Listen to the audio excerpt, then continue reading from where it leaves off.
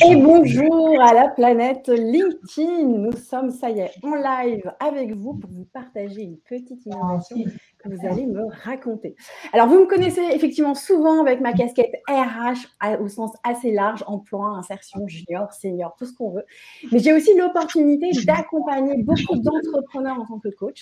Et souvent, ils vont m'interroger sur leur façon de se faire connaître et de développer leur activité. Et c'est justement le sujet qu'on va aborder aujourd'hui. Donc, on s'est dit, tiens, on va faire des rendez-vous experts, au moins 1 à 2 fois par mois. Et l'idée, ça va être de vous présenter plein d'experts dans leur métier, secteur, pour vous aider justement à grossir dans votre business et à scaler, comme on dit un petit peu, pour rejoindre les étoiles. Donc aujourd'hui, c'est le tout premier rendez-vous expert et je le fais en compagnie d'une personne que vous connaissez déjà parce que j'ai déjà fait un live avec lui. C'est Nicolas de Sales Odyssey. Bonjour Nicolas. Bonjour à tous. Et puis, merci d'avoir pensé à moi pour ce premier live expert. Du coup. Avec grand plaisir. Alors, l'idée aujourd'hui, ça va être un peu de parler effectivement d'un sujet qui tourne autour du marketing, parce que souvent une question que les indépendants vont nous poser, c'est comment je me fais connaître, comment je grossis, comment j'améliore mon référencement sur Internet.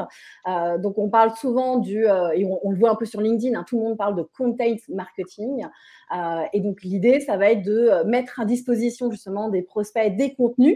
Donc, on va voir un peu ensemble tous les types de contenus qu'on peut mettre à disposition et de se dire, tiens, est-ce que finalement, c'est suffisant tout ce qu'on fait? Parce qu'on voit plein de trucs assez rigolos sur le content.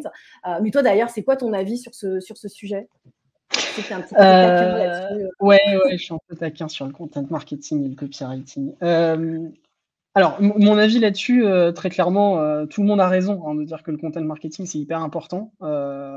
C'est probablement le moyen le plus simple aujourd'hui de créer une stratégie d'acquisition qui va être pérenne, qui va fonctionner sur le long terme. C'est bien plus efficace que de spammer l'intégralité de LinkedIn avec des outils d'automatisation pour information. S'il vous plaît, arrêtez de m'envoyer des messages. Non, vraiment, c'est hyper utile. Par contre, ce que souvent, là où je suis un peu taquin là-dessus, c'est que si vous suivez parfaitement à la lettre les conseils qu'on voit tous les jours popper sur LinkedIn, votre avenir, c'est que vous arriverez probablement de nulle part. Alors du coup, les conseils qu'on voit sur LinkedIn, c'est quoi? C'est écrire du contenu de qualité. Bon, ça, jusque-là, ça paraît assez logique. Voilà. D'écrire à sa cible, d'écrire souvent, d'écrire beaucoup. C'est ça. Des posts très longs. C'est exactement ça. C'est quand on va vous dire, alors ce qu'il faut, c'est écrire régulièrement des bons contenus. Alors, je dis pas que c'est faux, en fait. En l'occurrence, c'est vrai. Mais si vous faites que ça, vous n'irez nulle part. Parce qu'en fait, spoiler alert, ça commence à se savoir quand même que le content marketing est utile. Donc, vous n'êtes pas les seuls à faire ça. Et du coup, l'enjeu, il s'est un peu déplacé. Comme toujours avec le digital, n'importe qui peut lancer ses stratégies de contenu. C'est un énorme avantage, il n'y a pas de barrière à l'entrée particulière. Par contre, le problème, c'est que, comme d'habitude, winner takes all. C'est-à-dire qu'on va prendre l'exemple de Google, il y a 10 résultats en première page, si vous n'êtes pas sur cette première page, vous êtes nulle part. Donc, en réalité, faire du bon contenu régulièrement, c'est insuffisant. Et c'est encore plus vrai quand on est sur un sujet d'entreprise où il y a des enjeux de ROI qui sont pas les mêmes, enfin qui sont beaucoup plus importants. Et l'idée, c'est de se dire que c'est plus une histoire aujourd'hui de process, donc votre capacité à faire vite du bon contenu en grande quantité et de le distribuer de manière efficace qui va jouer. C'est la même chose. L'autre conseil qu'on entend beaucoup, c'est spécialisez-vous sur un canal. Alors, oui. Faut pas être partout, surtout. Voilà, c'est ça. Donc, je comprends l'idée et c'est globalement bienveillant dans le sens où, effectivement, ça prend énormément de temps d'être partout. Mais la réalité, c'est que si vous êtes que sur un seul canal, surtout si c'est un réseau social, quand l'algorithme change du jour au lendemain, vous pouvez tout perdre. Et c'est vraiment super difficile. Il y a une autre petite différence sur le content marketing, c'est suivant si vous parlez du content marketing sur votre site web et en référencement, ou du content marketing sur les réseaux sociaux, il y a une différence majeure. D'un côté, on va travailler sur le marché de l'intention, Ça, c'est les moteurs de recherche. Et ça, c'est très important parce que derrière, hein, on a une recherche, donc on a une intention, donc la conversion est plus facile. Et sur les réseaux sociaux, on est sur le marché de l'attention. Et là, c'est beaucoup plus difficile parce que personne ne vous cherche. Donc, on joue sur d'autres leviers et ça permet d'avoir de la visibilité, mais c'est souvent beaucoup plus difficile de convertir. Je préfère avoir 1 million d'impressions par mois sur Google que 1 million d'impressions par mois sur LinkedIn. Ça, c'est un point de vue personnel. Je pense que tout le monde ne sera pas d'accord avec ça. J'ai aussi tendance à penser qu'en réalité, on peut, en travaillant 2 fois plus, on peut être présent sur 10 fois plus de canaux. Et en fait, du coup, en termes d'impact, ça vaut le coup de mettre le double d'effort parce qu'on va avoir un impact 5 fois plus grand en travaillant que 2 fois plus. C'est Donc en fait, tu encore invites une les histoire de gens à process. travailler aussi la partie intention et la partie attention. C'est Donc tu ça, leur demandes de travailler 2 fois plus? c'est ça. Mais, alors, moi, je leur demande rien, mais si vous voulez réussir, c'est probablement le meilleur moyen de le faire. Il y a OK. d'autres différences, mais typiquement, le contenu sur les réseaux sociaux, il est éphémère, il vous appartient pas. Le contenu sur votre site web, tout ce que vous allez pouvoir construire sur votre site web vous appartient et va durer longtemps. Il faut utiliser les 2. Je suis pas en train de dire de pas travailler sur les réseaux sociaux. Non, les réseaux sociaux, c'est un super canal de distribution de votre contenu, mais pensez bien, en fait, que si vous vous spécialisez uniquement sur les réseaux sociaux et à fortiori sur un seul, vous êtes très tributaire de la volatilité de l'algorithme. Elle Ouais. existe aussi dans les moteurs de recherche, mais elle est différente. Et surtout, bah, en fait, ça vous appartient pas. Vous êtes sur une plateforme propriétaire dont l'objectif à terme est quand même de réduire toujours plus le reach organique pour pousser toujours plus à payer de l'Ads. Autant la première fois, on s'est tous fait avoir sur Facebook, maintenant on sait, c'est toujours la même courbe sur les réseaux sociaux. Au début, reach organique très fort, et puis petit à petit, il diminue. Mais du coup, l'enjeu du content marketing aujourd'hui, c'est pas d'écrire bien, parce que ça, c'est élémentaire. C'est comme dire il faut des statuts pour réussir, c'est vrai, il vaut mieux avoir une entreprise pour qu'elle réussisse à grossir. Mais ça, c'est une condition minimum requise. Mais en fait, si vous voulez réussir, c'est beaucoup plus compliqué que ça.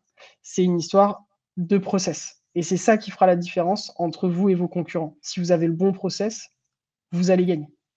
Alors qu'est-ce que tu entends par process justement? Alors, le côté process du content marketing, il y a plusieurs choses. Déjà, un premier point dans le process, c'est la stratégie. C'est-à-dire que je vais vous donner un exemple qui va tout de suite vous parler. Quand vous allez sur un site web et que vous avez un blog avec 300 articles de 300 mots, vous avez des tonnes sur plein de sujets et tout ça. Ouais. Parmi vous, il y en a peut-être qui, en réfléchissant à leur content marketing, vont benchmarker ces sites et vont regarder le trafic organique détecté. Généralement, il est nul. Quand on dit qu'avoir un bon process, c'est déjà savoir choisir les bons sujets et savoir comment attaquer ces sujets-là pour apparaître dessus. Et ça, c'est la première étape du process. Ne pas faire n'importe quoi dans tous les sens, mais se poser sur qu'est-ce que je dois faire pour gagner sur les mots-clés qui comptent pour moi, par exemple. Ou quel OK. contenu je dois créer pour convertir mon audience. Donc ça, c'est une première étape. Et après, le process, c'est comment est-ce que je vais produire en un minimum d'efforts un maximum de contenu. Ça, il y OK. a Mais toujours à énormément de partir choses. du même sujet, c'est-à-dire que je prends mon sujet, que je veux mettre dans mon article pour qu'il soit, mieux référencé dans Google, donc pour capter l'intention, Exactement. de mon prospect et à partir de là, une fois que j'ai fait mon article et que je capte un peu plus son intention, je vais dupliquer la même thématique pour Mmh. capter l'attention, du coup, de d'autres potentiels prospects. C'est ça que tu proposes? Exactement. En fait, nous, on parle généralement de déclinaison et l'exemple est très bon. En fait, on part toujours d'un article de blog parce que c'est quelque chose qu'on met sur notre site, qui nous appartient, qui va payer sur la durée, qui va se référencer, qui va nous apporter du trafic. Donc ça, c'est toujours l'élément clé. Généralement, on fait des articles de blog qui sont très, très poussés. Ça sert à rien, en fait. Aujourd'hui, si vous voulez aller sur un mot-clé concurrentiel, alors il y en aura peut-être qui seront pas d'accord avec moi. Le premier qui arrive à se positionner sur un mot-clé, je sais pas, type marketing digital avec 300 mots qui m'appelle et franchement, on va discuter parce que je veux apprendre ça. Tu Mais lui la payes une réalité, bourse, c'est quoi. que vaut mieux. Ah ouais, non, mais ça, c'est mon héros. Donc vraiment, on attaque avec un article de blog. Et en fait, notre obsession derrière, ça va être comment, à partir de cet article de blog qui synthétise énormément d'informations, je vais pouvoir décliner ce contenu pour en augmenter l'impact. Et généralement, on va décliner au moins une vidéo YouTube, On va faire, alors on va en parler après parce qu'il y a une innovation en particulier que je vous invite tous à suivre, ce sont les web stories. On va en faire généralement 5 à 6 web stories par article. Ça nous prend très, très peu de temps parce que la synthèse a déjà été faite, le contenu existe, on remanie simplement. Et puis on va en décliner des tas de posts sur les réseaux sociaux. Mais en fait, le fait d'avoir travaillé l'article nous permet d'avoir quelque chose de pérenne, d'avoir déjà le contenu, et après on décline. Et c'est pour ça qu'au final, même si on décline sur des dizaines et des dizaines sous des dizaines de formats différents, le travail nécessaire, c'est au maximum le double de ce qu'il fallait faire pour l'article. Sauf que nous, derrière, l'impact qu'on a est infiniment supérieur. Et pareil, si demain LinkedIn fait une mise à jour et que la manière dont on faisait nos posts ne fonctionne plus, c'est pas la fin du monde parce que c'est qu'un seul des canaux sur lesquels on est. De la même façon, quand Google fait une grosse mise à jour et si on était impacté par cette mise à jour, c'est pas grave, on a les réseaux sociaux. Et ça, c'est hyper important parce que je pense qu'il y a beaucoup de gens qui, pendant la petite crise que nous avons traversée ces derniers mois, se sont aperçus que quand on dépend que d'un seul canal, la sanction peut tomber très vite et faire très très mal, parce que c'est fragile une entreprise. Enfin, j'apprends ça à personne. C'était au lorsque j'avais assisté à un social selling, on m'avait appris effectivement le côté déclinaison. C'est-à-dire effectivement, tu pars d'un article, tu en fais plusieurs posts, tu en fais une vidéo, tu en fais, un podcast éventuellement, et je crois qu'on m'avait appris, c'était à le décliner sous 5 à 7 formes différentes, pour justement pouvoir réutiliser la même thématique différente. Toi, on parlait aussi de Pinterest, c'est-à-dire que tu vas faire des petites épingles, de peut-être de le faire sous forme de Twitter ou quoi que ce soit, mais d'arriver effectivement avec des formats différents un peu sympas, à capter l'attention des gens. Complètement, parce qu'en fait, souvent, très souvent, quand j'en parle avec des clients, quand on nous pose des questions là-dessus, c'est souvent: «Ah mais j'ai pas d'idée». Justement, si le plus dur, c'est d'avoir une idée, quand tu en as une, décline-la 50 fois, hein, parce que comme ça, tu gagnes du Ne temps. la lâche surtout pas. Mais c'est ça. Et puis, Pinterest est un très bon exemple. En l'occurrence, Pinterest, c'est un réseau social qui est très sous-estimé, je pense, notamment, Je suis pour totalement ses d'accord. avantages SEO, qui est aujourd'hui très sous-estimé, mais comme d'habitude, ça ne durera pas. Et souvent on dit: «Ouais, mais c'est horrible parce qu'en fait, Pinterest, pour que ça marche, il faut publier 10 à 20 fois par jour». OK, mais en réalité, faire un post Pinterest, c'est très simple. Vous avez une idée, vous le déclinez 45 fois. Ouais. Et en fait, nous, on travaille avec là aussi, le process est hyper important. On a créé des process où on part de notre article, on le décline en 5-6 idées de web story. Chacune des web stories va être déclinée en 3-4 idées d'épingles Pinterest, de titres d'épingles Pinterest. Et chaque titre d'épingle Pinterest va être décliné sur différents templates visuels, ce qui nous permet en fait d'avoir un effet multiplicateur. Globalement, on prend un article, on fait 900 épingles. Et en fait, après, il y a des tas Un d'outils qui article, permettent. 900 Ouais, non, mais épingles. c'est de la folie. C'est Alors, une pour le machine de coup, guerre, en fait, là. on a fait des tests là-dessus pour valider nos hypothèses. Ah, Là-dessus, j'ai vous trouvé pouvez. ton gagnant. Frédéric Petit qui me dit qu'il est 3e sur la requête marketing digital. C'est Ah, lui ou c'est balèze. vous? Alors, nous, on Oui, est c'est plus loin. Tu es devant nous, Frédéric. Bravo. Mais donc tu il dois une semblait. bouffe à Frédéric. Ouais, ouais, mais est-ce qu'il a 300 mots? C'est ça la question. Ah, c'est avec C'est 300 faut la. mots Frédéric, du coup. Ah oui, faut aller chercher les Ouais, 300 non, non. mots. Non, il est d'accord avec moi, je vois dans les commentaires. Mais bien joué, parce que 3e sur marketing digital, je crois qu'on est 5e et on rame, hein, mais devant, il y a HubSpot aussi. HubSpot, il doit y Ah, ils avoir. s'écrivent Ouais. beaucoup HubSpot, hein. Ouais, et puis ils sont pas mauvais, honnêtement, ils savent ce qu'ils font. Ah non, d'accord. Ah, nous, 3e? Eh ben, je savais même pas, Bah, tu vois? Je croyais qu'on était 5e. Merci. Donc, on a dû passer devant HubSpot, qui me semble yeah. être juste devant. Donc voilà, typiquement, c'est une requête très, très concurrentielle. Je crois que sur WebStory, dont on va parler, peut-être un peu plus en détail, là, on doit être Oui. 1er ou 2e devant Google, pour une technologie qui leur appartient. Moi, je suis très, très fier de ça. Bah, alors Web Heu, Story, qu'est-ce que c'est? Kezako, quoi. alors ouais, Parce les qu'imagine, avant WebStories, que tu m'appelles pour m'en parler, je n'en avais jamais entendu parler, quand ouais, même. ça m'étonne pas. Alors les web stories, c'est quelque chose dont on parle pas en France pour l'instant. Hem, je vais essayer de le faire très basiquement. Une web story, c'est quelque chose de très équivalent aux stories qu'on peut voir sur les réseaux sociaux. Vous allez retrouver, OK. ça vous ne serez pas perdu sur les stories Instagram ou des choses comme ça. Ça a le même C'est format, en tout cas. pas, ouais, c'est un format assez similaire. Il y a des différences il y a 2 différences majeures entre les stories des réseaux sociaux et les web stories, poussées par Google. Je ne vais pas rentrer dans le détail, c'est dérivé de la technologie AMP, mais c'est pas une page AMP. C'est open source dans le sens où même si c'est une techno qui est poussée par Google, tout le monde peut l'utiliser, il n'y a pas de royalties, il n'y a rien, ça ne dépend pas de Google. Mais les deux différences majeures avec les stories sur les réseaux sociaux, c'est qu'elles n'ont pas une durée de vie limitée. Et elles sont considérées comme étant un contenu à part entière de votre site web. C'est une URL à part entière. C'est pas un sous-contenu, c'est une page. Donc, C'est pour le référencement.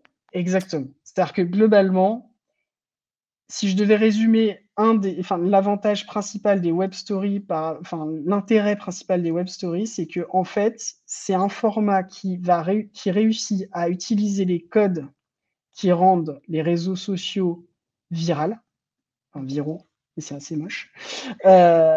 Et le côté pérenne et très résilient du référencement naturel. Et du coup, en un même format, sur une même page, vous faites d'une pierre un sacré paquet de coups, parce qu'en fait, vous allez pouvoir, si vous le faites bien, renforcer l'autorité de votre site en créant plus de pages sur votre thématique et des pages qui vont être jugées comme étant un bon contenu. Vous allez enrichir l'expérience d'ailleurs sur votre site aussi. Vous allez renforcer ce qu'on appelle les cocons sémantiques. Là, c'est un peu technique, mais c'est du pur SEO et c'est très utile. Mais vous allez aussi pouvoir très facilement, et quand je dis très facilement, ça consiste généralement dans les outils qu'on utilise. Nous, on utilise Join, par exemple, qui est un français. T'écris ça comment? Join. Vous tapez Join Stories et en fait, vous les trouverez. Et en fait, en un bouton, on peut exporter la web story sous différents formats. Et typiquement, ça nous prend à peu près 15 secondes pour en faire un carrousel sur notre page entreprise LinkedIn. Si vous allez sur notre page entreprise LinkedIn, tous les derniers carousels ont été produits en exportant des web stories qu'on avait créées. Ça nous prend quelques secondes. On en a créé des épingles ID sur Pinterest. Et spoiler alerte, que ce soit les carousels sur LinkedIn ou les épingles ID, en termes de reach organique qu'on a obtenu sur de simples tests, c'est parfois 5 à 7 fois supérieur à ce qu'on avait avant. Donc c'est très puissant. C'est-à-dire que là, avec ton outil, c'est simplement en un clic, le truc, il te l'exporte comme tu veux. C'est ça. Typiquement, on va exporter sous forme de PDF ou d'images, puis les convertir en PDF sur une web story pour faire un carrousel. L'export en image pour Pinterest est encore plus évident parce qu'il n'y a pas de transformation à faire. On prend juste les images. Il y a un test qu'on est en train de mener, donc je n'ai pas encore les résultats, donc je ne vais pas vous dire que ça marche très bien, mais c'est qu'on décline aussi ces web stories sous forme de YouTube Short, qui sont les formats courts sur YouTube. Et en fait, tout ça nous prend très très peu de temps parce que le script, une web story, c'est assez court. C'est 300 mots sur une quinzaine de slides, en gros. Là, je vois qu'il y a des exemples qui passent. Si vous voulez des exemples, vous pouvez aussi taper web story sur Google. Vous devriez nous trouver assez vite. Et dans l'article, on met un exemple d'une de nos web stories. Vous pouvez les trouver aussi en direct dans les moteurs de recherche. Je pense que si vous tapez... alors, elles sont récentes, celles-ci, donc elles ne sont pas forcément encore très bien référencées. Est-ce que ça fonctionne sur Google France ou est-ce qu'il faut un VPN? Ça c'est une très très bonne question. Ça fonctionne sur Google France, c'est-à-dire qu'aujourd'hui, où est-ce que vous trouvez vos web stories? Vous pouvez les trouver sur votre site, vous pouvez les insérer dans des articles, vous pouvez les partager sur les réseaux sociaux, mais on va les trouver aussi comme n'importe quelle autre page dans Google.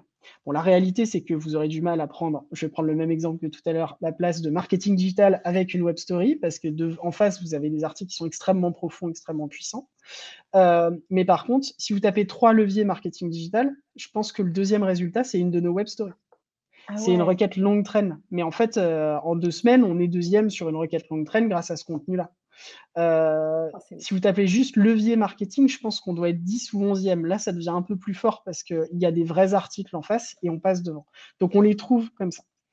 Il y a un autre levier de diffusion qui est propre aux web stories et qui est extrêmement puissant, mais qui pour l'instant n'est pas présent en France, mais qui est présent aux États-Unis. Et là-bas, on peut en retrouver beaucoup plus des web stories. C'est le carrousel de web stories. En gros, il y a une fonctionnalité de Discover c'est Google qui pousse en fait des news. On les voit sur mobile, par exemple. Eh bien, il y a un carrousel dédié aux web stories.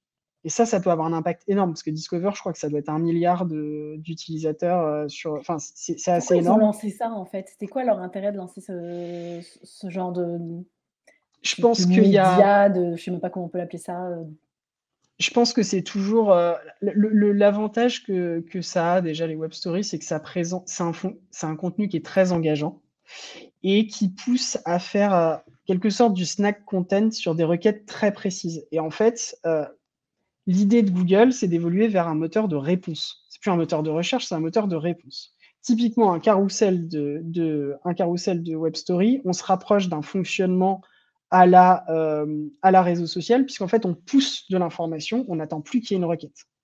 Donc ça, déjà, c'est une première réponse. La deuxième, c'est que ça nous pousse à créer des contenus qui sont très facilement consommables et qui vont permettre de répondre à des tas de requêtes très précises. Donc, en termes d'expérience utilisateur, ça va plaire à Google. Ensuite, c'est un format qui est très mobile first, et j'apprends rien à personne en disant que on est de plus en plus sur une consommation mobile d'Internet. Du coup, par rapport à des pages comme si on prend une page d'article de blog, même si elle est responsive, il y a beaucoup de texte. C'est pas pensé pour une expérience mobile. Les web stories sont pensées pour une expérience mobile. Elles sont tout à fait lisibles sur ordinateur, mais c'est pensé pour une expérience mobile. Donc je pense qu'il y a une grande partie de l'intérêt qui est là.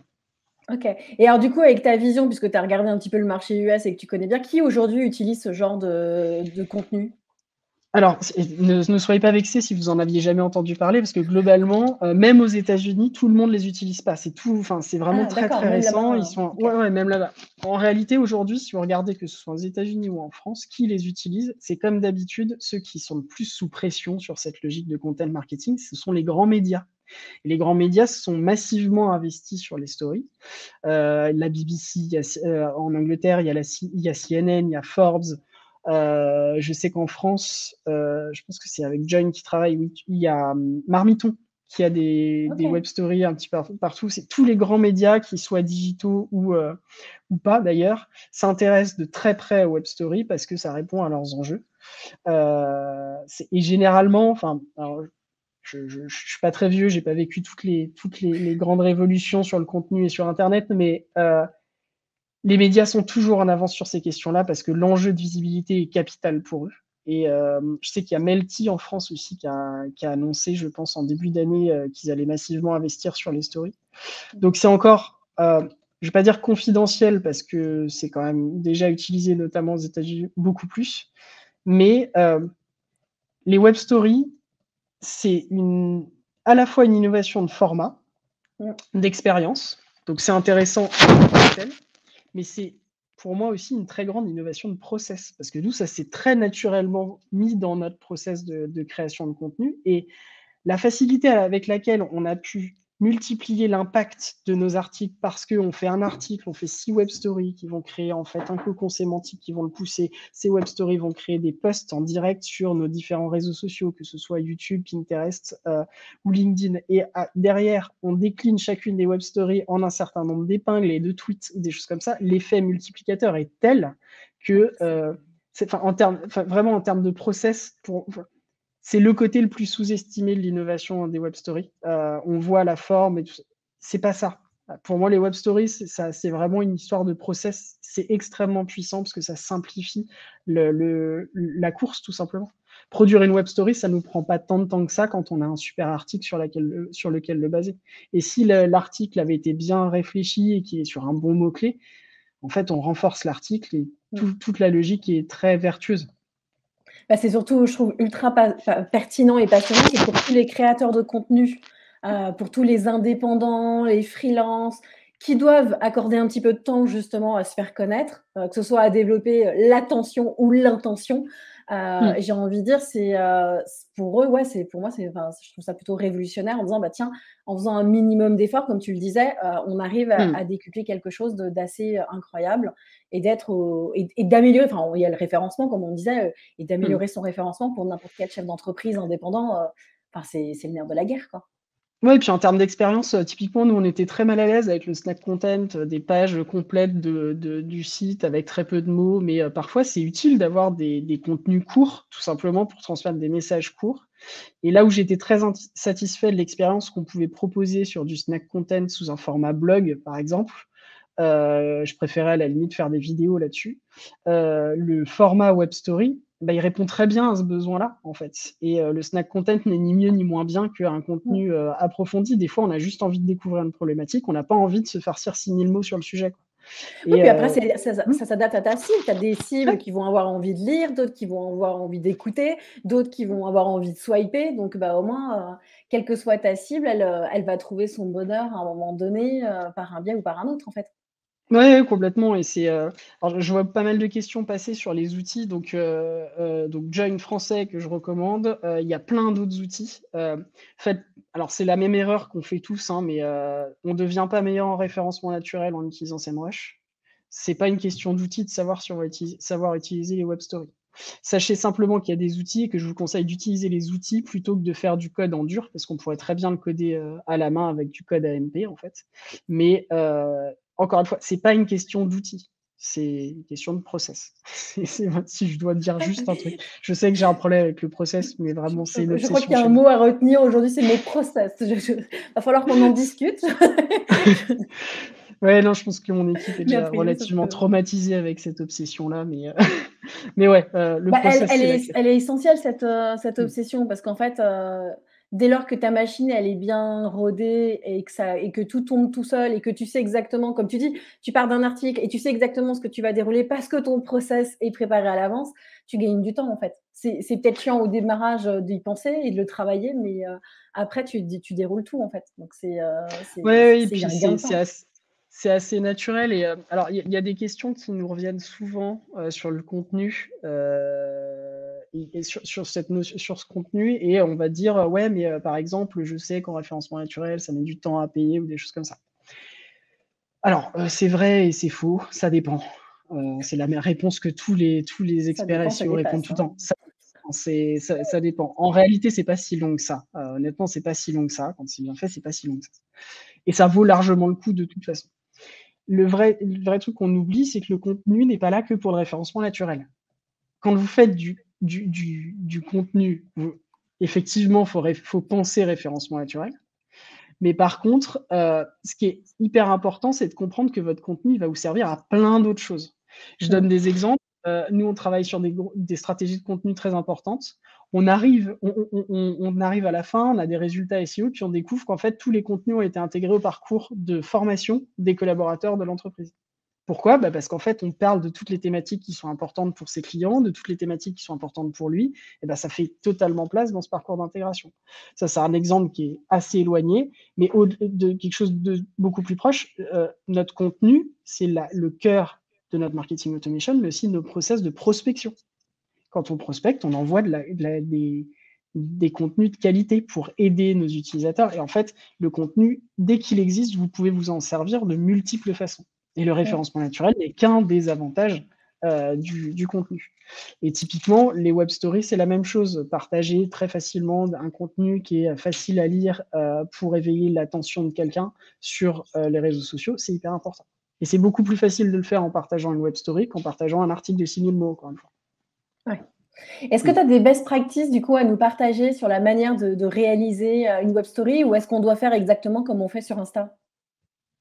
Alors moi, je suis un très, très mauvais utilisateur des réseaux sociaux et surtout d'Insta. Donc je ne sais pas si je vais pouvoir, vous dire Google a des guidelines là-dessus, mais moi, le retour que j'ai là-dessus, c'est que, si vous essayez de faire des web stories, incroyablement designées, avec des visuels incroyables, des vidéos, des choses que vont pousser Google, par exemple, le problème, c'est que vous perdez un peu cet avantage process parce que vous allez perdre énormément de temps à la designer. OK. Donc faites simple. Une web story, c'est pas quelque chose de long, c'est quelque chose qui va faire entre 12 et 18 pages, en gros. Faites moins de 20 pages et faites plus de 10 pages. Je OK. parle de pages parce que je ne sais pas si vous avez vu passer les liens dans la description, mais une web story, comme une story Instagram, c'est un certain nombre de pages au format smartphone. Et en fait, l'idée, c'est que ça fait entre 12 et 18 pages, que vous allez avoir en gros autant de caractères que sur un tweet dans chacune de ces pages. 200 à OK. 280 caractères, pas plus, c'est pas la peine. Mettez des images, mettez des gifs, mais voilà, faites simple là-dessus. Respectez les mêmes règles que celles que vous allez appliquer sur des articles de blog en termes Structuration. Il vous faut des titres, il vous faut des paragraphes et il vous faut différents niveaux de titres. C'est pas la peine de mettre 12 H1 par page. Donc H1, c'est le plus grand niveau de titre. Il y a un H1 sur une web story. Après, il y a des H2 et des sous-titres qui peuvent aller jusqu'à H3. Pas forcément utile d'aller plus bas sur une web story parce qu'il n'y a pas tant de contenu que ça non plus. Vous pouvez mettre des liens dedans, vous pouvez vraiment faire, c'est votre, ça vous appartient, Google prend rien dessus, vous pouvez mettre de l'ADS, enfin, il n'y a pas de problématique liée à ça, vous êtes totalement libre sur ce format. Mais globalement, si j'ai un conseil à faire, faites simple, pas trop long, pas trop court, 280 caractères max sur une page, et respectez les règles habituelles du référencement naturel. Alors, quelque chose qu'il faut pas faire. Faut pas que la web story soit juste un teasing pour autre chose. En plus, j'ai vu passer une question sur la web story est-il du spam? Pas du tout. C'est-à-dire que si, en fait, la web story n'apporte pas de valeur, elle ne doit pas exister. Elle doit se suffire à elle-même. Ça ne veut pas dire que vous ne pouvez pas renvoyer vers d'autres contenus pour aller plus loin, parce que vous avez ces liens-là. Si dans notre article, quelque chose. Ben c'est ça, et elle doit suffire à elle-même. Et en fait, ça, c'est un conseil que Google donne, mais en fait, c'est un conseil de bon sens. C'est-à-dire que vous n'obtiendrez jamais rien de bien si le lecteur a l'impression d'être floué. Il n'a pas envie d'avoir un nouveau format d'ADS. Il veut apprendre des choses. Et c'est la même logique sur le content marketing. On ne fait pas des articles pour parler de nos produits. On fait des articles pour régler les problèmes de nos utilisateurs. Et c'est comme ça qu'on vend nos produits. C'est la vision business, en fait. C'est-à-dire que quand tu vas créer, que ce soit une web story ou un article ou ce que tu veux, c'est derrière ce qui compte, c'est la vision business. C'est-à-dire pourquoi je fais cet article et qui ça va intéresser, parce que qui je veux attraper dans mes filets, en fait. C'est ça. Et quand je dis que, par exemple, sur un article, on fait 6 web stories, aucune des web stories ne sont identiques les unes aux autres. C'est-à-dire que c'est simplement que quand j'ai fait un article qui va faire 3000 ou 4000 mots sur un sujet parce que, je sais pas, je présentais les enjeux du marketing digital, il y a pas mal de choses à dire. Il y a largement la matière de retraiter chacune des grandes parties de l'article dans une web story dédiée. Donc ce n'est pas du spam dans le sens où c'est pas exactement le même contenu qu'on produit. Et de toute façon, vous pouvez spammer autant que vous voudrez, plus vous spammez, moins ça marchera. Donc c'est pas du tout la bonne approche. J'ai une question sur les iframes. Ouais, c'est Xavier qui nous pose cette question, savoir si les iframes si on peut générer des iframes de nos web stories. Alors oui, en fait, il y a, la plupart des outils, que ce soit Join Story, Make Story, il y en a plein. Tous les outils vont vous permettre d'intégrer des widgets. Donc typiquement, ça va être un script que vous allez insérer dans vos articles qui va faire apparaître, en fait, qui peut intégrer, en fait, votre web story à d'autres pages. Il y a plein de formats différents. Vous pouvez notamment, moi je trouve que c'est une très bonne pratique dans le e-commerce, sur une fiche produit, d'avoir différentes web stories, par exemple tutoriel d'utilisation, une web story sur les retours clients, des choses comme ça. N'hésitez pas à en abuser parce que ça marche très bien. Après, par contre, si vous êtes en B2B sur un article, je le ferai pas forcément parce que nous, alors notre vision de la chose, c'est qu'on utilise les web stories pour augmenter l'impact, pour aller chercher du trafic sur des requêtes très précises et les ramener vers des enjeux qui sont traités par les gros articles. Ce sont nos articles principaux qui vont travailler pour la conversion. Et donc là, c'est un principe de conversion de base, on va dire, même que sur les landing pages. S'ils arrivent sur cet article, votre objectif, c'est pas de le renvoyer vers les web stories. Votre objectif, c'est qu'ils lisent l'article, que vous lui avez appris tellement de trucs qu'ils se disent, il faut que je les appelle, ils vont régler mes problèmes. Donc, ne faites pas de distraction inutile. Ça paraît sympa, mais moi, j'en ferai pas. Enfin voilà, n'insérez pas des web stories sur une page dont le but est de convertir en elle-même, parce que sinon, vous créez du bruit. On en revient au process aussi. C'est travailler, réfléchir à son process et qu'est-ce que je veux faire, où est-ce qu'il doit arriver et où est-ce que je l'emmène.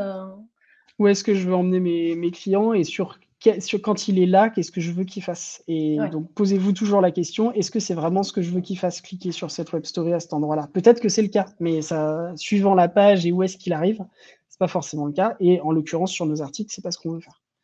Donc, nous, on l'a pas inséré, mais c'est tout à fait possible. Tu as converti Xavier, je pense. Amuse-toi bien, Xavier, tu vois. Non, mais c'est vraiment un super format. Puis en vrai, c'est assez plaisant et ça, je pense que ça fait quand même assez longtemps qu'on n'a pas eu de vraie innovation sur les formats de contenu qui ne soient pas que Typiquement, ça fait des années que tous les réseaux sociaux, même ceux qui devraient s'en passer, lancent leur story. Hein, on va pas revenir sur les flits ou les stories LinkedIn. Je crois que ça n'a pas super bien marché non plus. Ça a disparu depuis. Ouais, Ils bon les ont voilà, donc supprimés, tu vois? là, je trouve qu'on a ou encore, autre innovation qui est passée et qui est à l'origine des web stories, c'est l'AMP. Vous savez, il y avait certaines pages qui étaient sous format AMP, qui étaient une catastrophe parce qu'en fait, on passait par le c'est technique, mais on passait par le CDN de Google, donc c'était plus vraiment nos pages, on n'était pas libre de faire ce qu'on voulait et au final, l'amélioration de la performance, finalement, on peut faire plus performant que l'AMP, sans avoir à passer par ça, donc ça ne sert à rien. Par contre, ça a permis de créer les bases qui aujourd'hui ont créé les web stories. Moi, je suis assez impatient de voir ce qui va se passer l'année prochaine parce qu'après, je pense que Google va élargir, comme ils l'ont fait, le champ d'action des web stories. Parce qu'aujourd'hui, aux États-Unis, au Brésil et en Inde, ils ont testé ces carousels de web stories et ça marche très très bien. Donc, il n'y a pas de raison que ça n'arrive pas en France. Probablement très bientôt, puisque c'est arrivé, je pense, il y a 1 an. Donc, voilà. Et ouais, je pense qu'il y a une prime au premier arrivant, comme beaucoup de fois. Ouais. Tout à l'heure, on parlait des VPN. Est-ce que ça vaut le coup, du coup, de se brancher sur un VPN et d'aller voir un peu ce Bah, qui se passe côté US pour voir les web stories ou tu Alors, trouves pas que vous ce soit pouvez le faire potentiellement si vous vous localisez aux États-Unis, vous êtes sur Google USA avec là vous pourriez voir des web stories apparaître de manière organique. Mais si vous voulez voir ce que ça donne, je pense que vous pouvez aller sur Marmiton parce qu'ils en utilisent plein. En fait, souvent c'est un petit cercle avec une petite miniature et vous cliquez dessus et puis vous arrivez sur une expérience un petit peu différente, sur une page différente. C'est une web story. OK. Et je sais qu'ils les ont assez largement déployés. Vous pouvez aller sur notre article sur la web story, vous en verrez une aussi. Et puis petit à petit, vous allez en voir beaucoup plus. On n'a pas terminé le déploiement parce qu'on a terminé nos phases de test il y a quelques temps, mais on aura une page dédiée sur notre site, par exemple, pour en voir pas mal. Voir celle qui fonctionne aux États-Unis va pas beaucoup vous aider. Je vois que Frédéric pose une question sur les statistiques sur les Ouais. web stories. Alors, nous, pour l'instant, on n'a que quelques visiteurs sur les web stories qui sont en direct, qui sont référencés par Google. Typiquement, vous tapez levier marketing, on est en 10e ou 12e position.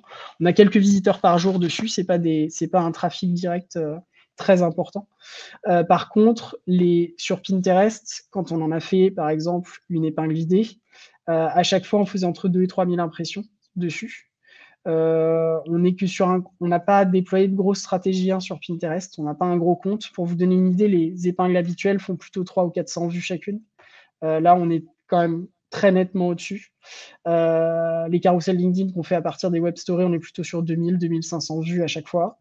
Donc il y a ces éléments-là. Nous, on a vu par contre un effet, bon, c'est beaucoup plus technique et vu que ça vient de commencer, ceux qui font du SEO parmi vous savent que ça prend un petit peu de temps. Là, ça fait à peine 1 mois que les pages sont sorties, elles sont déjà très bien référencées. On a senti un certain engouement des Googlebots pour la visite des web stories et je vous en dirai plus plus tard. Je pense que je rajouterai dans l'article qu'on a écrit sur les web stories des éléments de chiffrés. Et on a très très hâte aussi de voir le déploiement sur Discover un peu plus largement en France, puisque les tests qu'on a fait aux États-Unis, on pouvait se retrouver avec une web story qui apparaît dans Discover et dans la journée, elle faisait plus de 10 000 impressions à elle toute seule, alors qu'elle apparaît 10 000 impressions sur une seule page directement sur un site test, c'est beaucoup. C'est beaucoup, enfin, c'est assez énorme. Ça faisait plusieurs centaines de visiteurs pour une web story sur un site test. Donc, si vous arrivez à positionner une web story dans Discover, enfin, vraiment, ça peut avoir des impacts importants. Après, il va nous falloir un peu plus de recul pour voir tout ça. Mais rien que, encore une fois, son apport en termes de process suffit. Et là, on voit qu'en termes de référencement, ça marche bien. Et surtout, ce qu'on trouve, c'est l'engagement. C'est que les web stories sont lues en entier. Beaucoup. Donc, on a 18 pages, ils vont jusqu'au bout. Et ça, C'est c'est facile en intéressant même parce temps que. de swiper. On a tous pris ce réflexe avec notre Ouais, et puis petit c'est doigt très, de c'est passer rapide. l'écran, en fait. Ça crée un rythme. C'est beaucoup plus engageant que voilà, quand on arrive sur des gros paragraphes, on se dit ouais, bon, c'est intéressant, je vais l'enregistrer, mais j'y reviendrai plus tard. Bon, spoiler alert, ils On reviennent pas souvent. n'y retourne Euh, jamais. c'est ça. Mais là, on arrive, on n'a que quelques mots à lire et en fait, on se laisse assez vite embarquer dans la narration quand c'est bien fait. C'est les mêmes règles de copywriting que pour n'importe quoi. Évidemment, si vous écrivez des choses incompréhensibles, ils iront pas jusqu'au bout. Mais si c'est propre, En fait, c'est assez engageant et du coup, bah, vous avez quelqu'un qui a lu tout le long et donc on s'aperçoit, bah, qu'il clique, pour aller voir l'article plus complet. Question d'escalade d'engagement classique, en fait. C'est juste que on demande un niveau de difficulté qui est très faible et du coup, on le fait de plus en plus et plus ils continuent à lire, plus ils ont envie de continuer à lire. Et ça marche plutôt pas mal et on a reçu quelques messages de personnes qui lisaient nos articles habituellement. Ils font: «C'est cool de voir du contenu de Celle Odyssée sans qu'on ait besoin de poser des vacances». Ça m'a fait Excellent. bien rire. C'est sûr. Oui, parce que c'est vrai que vos articles sont très longs. Ils sont passionnants, mais c'est vrai qu'ils sont très longs.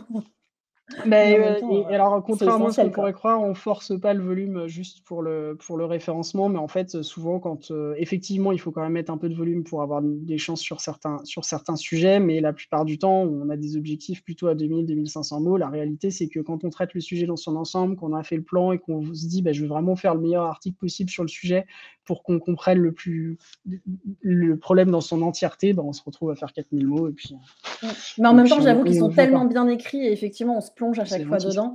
Mais c'est vrai qu'il faut, ouais, faut prendre le café et il faut peut-être en prendre un deuxième pour, le Ouais, relire, faut il y en a peut-être certains autre chose. qui peuvent être très, très longs. Je crois que le plus long qu'on ait fait, ça doit être celui sur le référencement naturel, choses comme ça. Mais ouais, l'idée, c'est que, enfin, là, pour le coup, côté auto-promo sur le blog, hein, tous nos articles, on les écrit en se disant que, techniquement, quelqu'un qui veut faire lui-même ce qu'on pourrait faire par ailleurs comme prestation pour lui, il peut le faire grâce à notre article.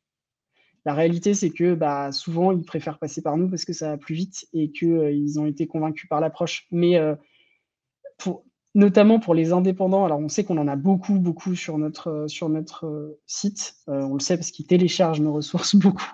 Il y a, si vous voulez apprendre comment faire certaines choses, je vais pas dire que c'est le meilleur blog parce qu'il faudrait quand même un peu redescendre. Il y en a plein des très bons, mais vraiment vous avez beaucoup, beaucoup de matière sur Ouais, notre site et on vous explique tout en toute transparence, hein, la stratégie de contenu, comment on l'a fait, les web stories, tout ça, on en parle de manière très transparente et on se dit que de toute façon, si on donne beaucoup, on recevra beaucoup. Donc on tout à fait. s'inquiète pas trop pour ça.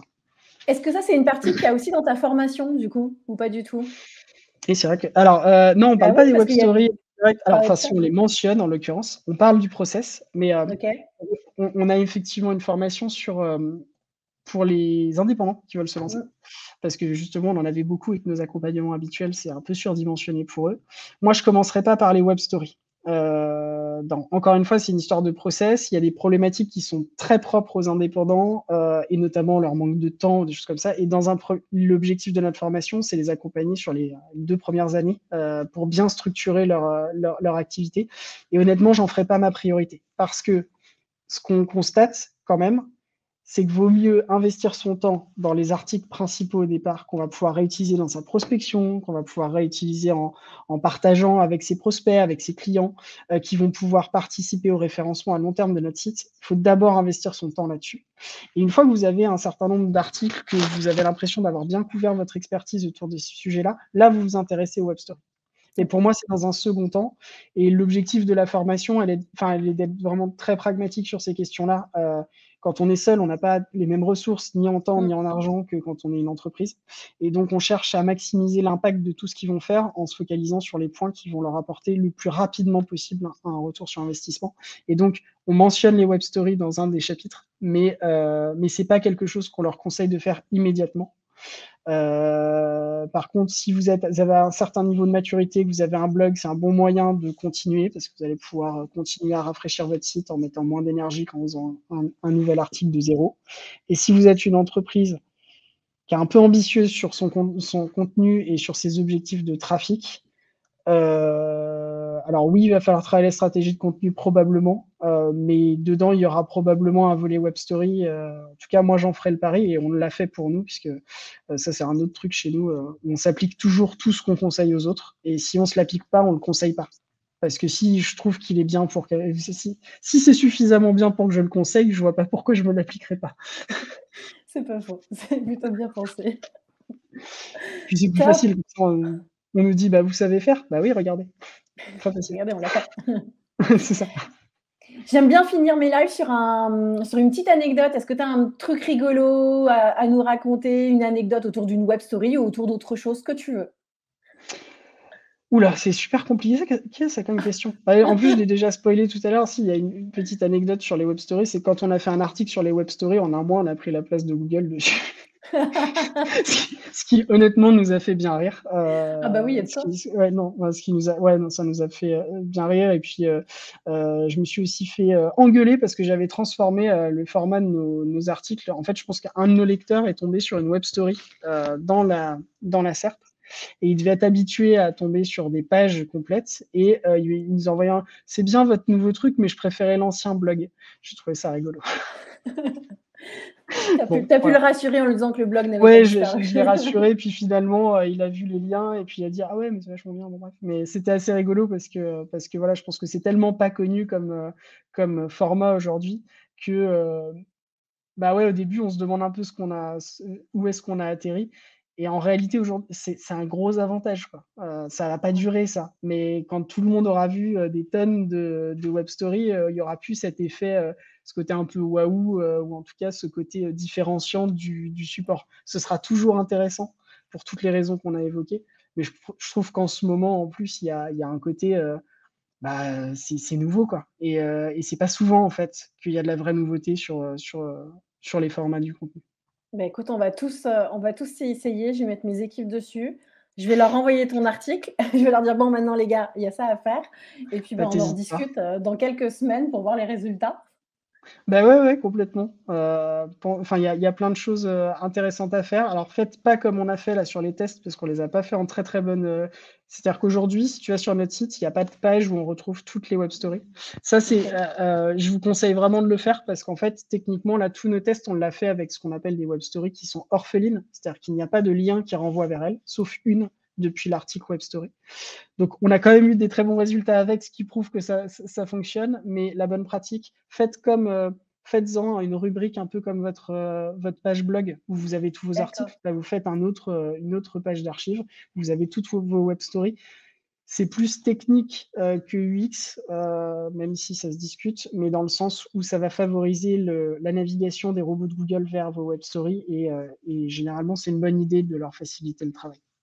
Oui, ça, je pense qu'ils Mmh. vont aimer. Dès lors qu'on a un site web qui est bien conçu, ça, je sais que c'est quelque chose auquel tu tiens Oui, beh, énormément. oui, Je me je suis souviens, un je petit m'étais peu. fait bâcher, parce que tu disais: «Il faut utiliser tout sauf Wix». Ah, dommage!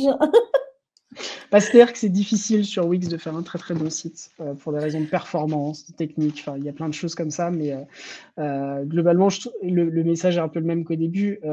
Heu, Avoir un site très performant, c'est pas suffisant pour être bien référencé, mais c'est quand même plus facile, quoi et c'est suffisamment difficile comme enjeu Mmh, aujourd'hui de ressortir dans cette masse de contenu qui est produit pour ouais. que des choses sur lesquelles on a un contrôle absolu et qui sont pas si difficiles à mettre en place soient mises en place. Partez d'un site propre, ensuite vous faites des contenus qui sont bien écrits et puis vous mettez en place un process qui vous donnera une chance de gagner. Mais Process. process, le process, de la clé. On l'a tous entendu ce mot plusieurs fois pour le coup. Et ben, Ouais, merci je beaucoup pense qu'il faut Nicolas. que J'ai envie de les dire, psys abandonnent. rendez-vous tous, sur salesodyssey.fr, dans la rubrique blog ou du coup, j'imagine que vous allez, par la suite faire une Ouais, rubrique dédiée à Web Story, ça pour arrive, qu'ils c'est puissent, imminent, on est encore dessus, mais c'est imminent. et puis, bah, lançons-nous tous sur les web stories. J'invite du coup tous les indépendants, tous les freelances, tous les passionnés de marketing et de com à se lancer dessus parce qu'effectivement, ça va être quelque chose de passionnant. Voilà, comme dit Ange: «Process!» Ça va être le C'est ça, c'est ce le mot truc va qu'il te faut suivre. retenir. Ouais. On Bon, processe moi, les ça me amis, va. on process. Et ben top, encore un grand merci, Bah, de merci à t'avoir toi. prêté, au jeu de ce, 1er rendez-vous expert. J'espère, bah, tu reviens, en live quand tu veux et Merci de m'avoir invité, puis, bah, c'était très hâte chouette. d'avoir plein de nouvelles innovations à découvrir avec toi. Et si vous êtes un Merci beaucoup à toi. indépendant ou un autre expert, n'hésitez pas à me contacter pour le, prochain rendez-vous. Et puis, bah, n'hésitez pas si vous avez des questions, je suis disponible sur LinkedIn sans problème, sur LinkedIn, par mail, c'est nicolas@celsodice.com. Attention parce qu'on a un site US et c'est rattaché au site US. Mais voilà, n'hésitez pas, c'est avec plaisir que je répondrai à vos questions. Top, merci beaucoup à tous et très bonne journée. Ciao.